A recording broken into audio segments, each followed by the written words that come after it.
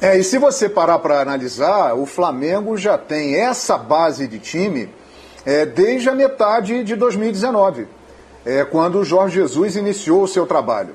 Se nós pegarmos aquele time do Flamengo que marcou época, quem não está no time do Flamengo? O Pablo Mari e o Rafinha.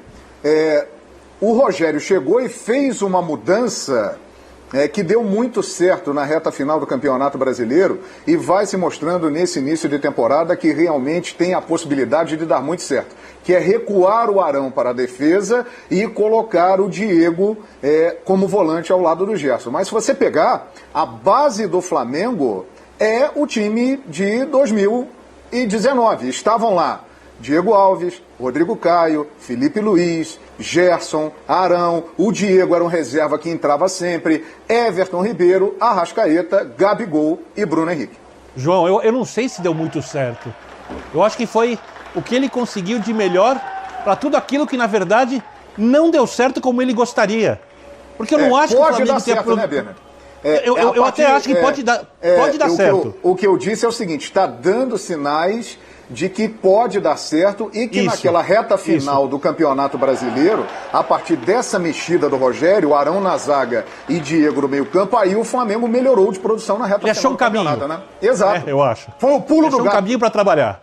Que não sei se é o único caminho que ele tem que seguir, aliás, eu acho que não é o único caminho que ele tem que seguir, mas é um caminho.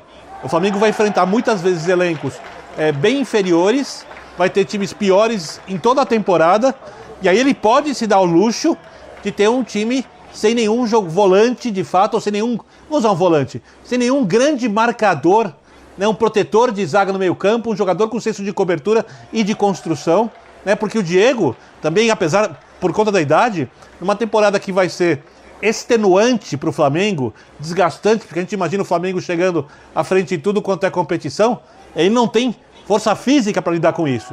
E aí, enquanto o Thiago Maia não volta, o João deu informação outro dia, em maio ele deve voltar à equipe. Mas pode voltar antes, hein? Porque a recuperação dele está excelente. A primeira previsão é para maio, mas ele pode voltar um pouquinho antes, viu, Bernardo? Então, até ali ele não tem...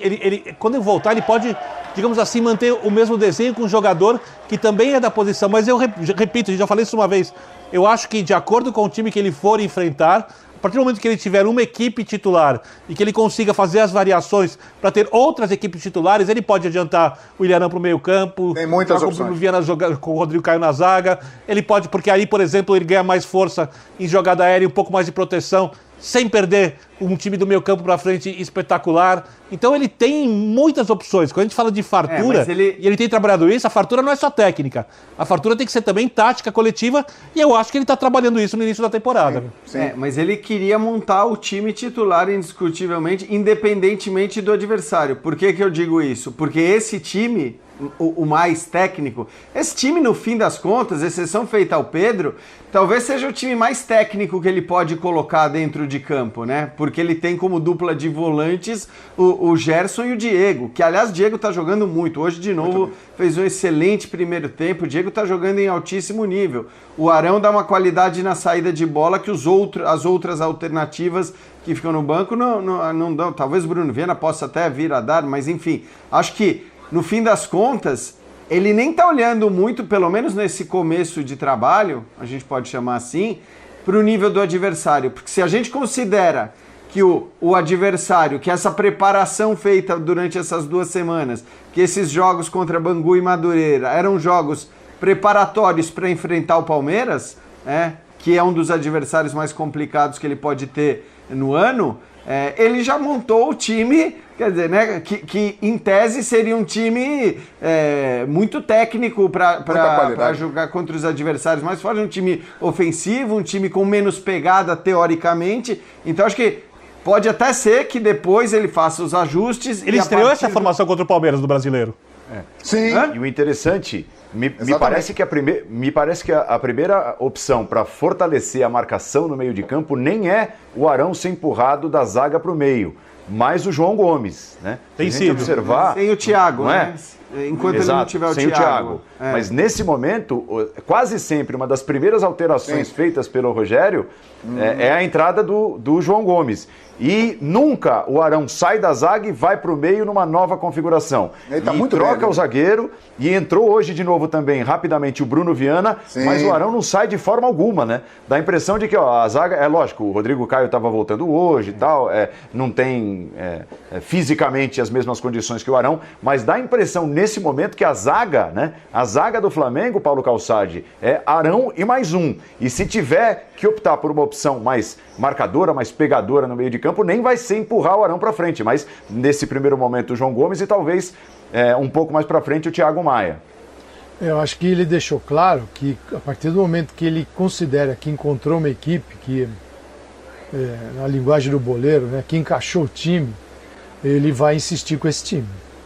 Mesmo o Flamengo tendo a possibilidade de gerar vários times muito diferentes, parecidos, que são alterados com a bola rolando, mas o Flamengo poderia, aí depende de cada treinador. Tem treinadores que vão mexer na equipe, vão alterar algumas funções dependendo do adversário. O Rogério está mostrando que ele acredita no desenvolvimento de uma equipe e que essa equipe vai prevalecer sobre os seus oponentes em qualquer situação. Então, são maneiras de enxergar o futebol. Não vou mexer aqui por causa desse ou daquele fato no adversário. Eu quero desenvolver esta equipe. Então, isso desde o final do ano, tá? Do final da temporada passada, isso ficou evidente e ele inicia de onde parou.